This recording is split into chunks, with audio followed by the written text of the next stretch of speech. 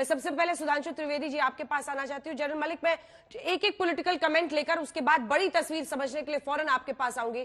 Mister Trivedi, मेरा सवाल आपसे सीधा है, आज अगर तवांग में ऐसी घटना होती है कि चीनी सेना भारतीय सेना आमने सामने है, तो नेहरू की गर्दन तक आप पहुंच जाते हैं, राजीव गांधी फाउंडेशन को पैसा मिला था वहां पहुंच जाते हैं, ये सब बताते हैं आप, रोज बताइए देश को, लेकिन कम से कम जिस दिन ऐसी घटना होगी उस दिन तो आपकी जवाबदेही पूछी जाएगी ना।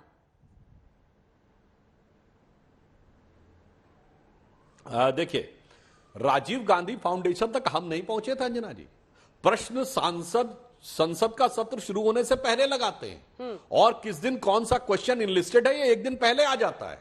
तो ये तो कांग्रेस को पहले से पता था, जो गृह मंत्री जी ने बात कही, कांग्रेस को पता था कि आज क्वेश्चन इनलिस्टेड है और राजीव गांधी फाउंडेशन के ऊपर उत्तर आने वाला है। और फाउंडेशन के लोगों को पता होगा कि चाइनीज दूतावास से 1.35 करोड़ रुपया आया था।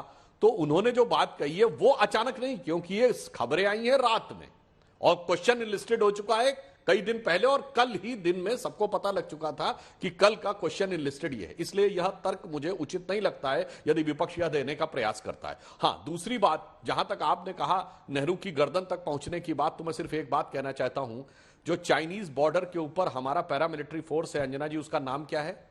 Indo Tibetan border police. क्यों है इंडो तिब्बतन बॉर्डर पुलिस? क्योंकि जब हमारा मुल्क आजाद हुआ तो हमारी सीमा चीन से नहीं लगती थी, हमारी सीमा तिब्बत से लगती थी।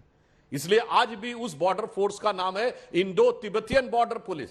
वो तो एहसान हो पंडित जवाहरलाल नेहरू का कि तिब्बत चीन का मान लिया गया और उसकी वजह से हमारी सीमा चीन से लगने लगी, और तिब्बत के आधार पर ही अक्साई चीन और अरुणाचल प्रदेश के ऊपर वह अपना दावा करता है। इसलिए एक यथार्थ की बात कही। और दूसरा, आज की युवा पीढ़ी को शायद नहीं पता होगा, तो मैं इसलिए जो गृह मंत्री जी ने कहा बिल्कुल सही कहा, जब संयुक्त राष्ट्र संघ बना चीन के पास वीटो पावर नहीं थी। इस चीन के पास वीटो पावर 1974 में आई है।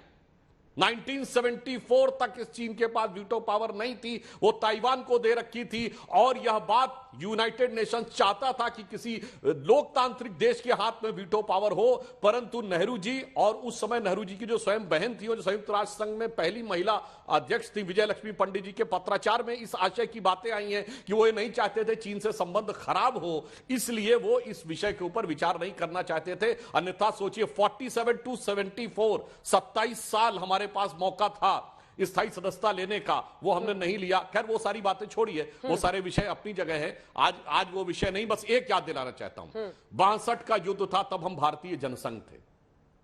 भारतीय जनसंघ ही नहीं, राष्ट्रीय स्वयंसेवक संघ ने भी ऐसा साथ दिया था नेहरू जी का, जिस संघ पर नेहरू जी ने प्रतिबंध लगाया था कि उस युद्ध में नेहरू जी ने भूरी भूरी प्रशंसा की थी। और इतना ही नहीं, 26 जनवरी 1963 को आरएसएस को बुलाया था गणतंत्र दिवस परेड में। यह होता है कि जब देश के ऊपर कोई दूसरा देश आंख उठाए तो कैसे साथ देना चाहिए। और आज एक हालत है कि जब किसी देश को दूसरा कह रहा है, अरे भैया जिनपिंग को अपने घर में तो समर्थक मिल नहीं रहे, सारे शहरों में उसके खिलाफ प्रदर्शन हो रहा है, डिप्लोमेटिक आइसोलेशन में है चाइना, मगर इसे कहते हैं एक तिनके का सहारा। उनको भारत के विपक्षी दलों में सबसे बड़ा सहारा मिल रहा है, जो उन्हें ना अंतरराष्ट्रीय जगत में मिल रहा है, ना अपनी देश की जनता के बीच में।